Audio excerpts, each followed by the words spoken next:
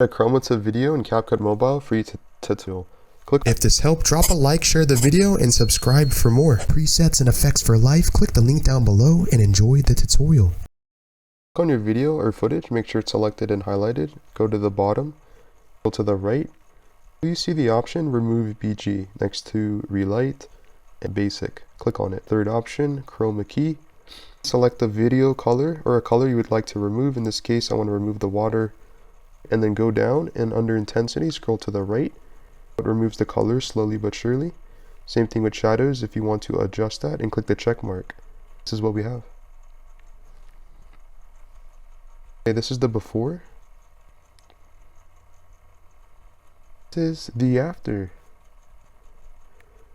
Completely for free in Capcut Mobile. See how cool that looks?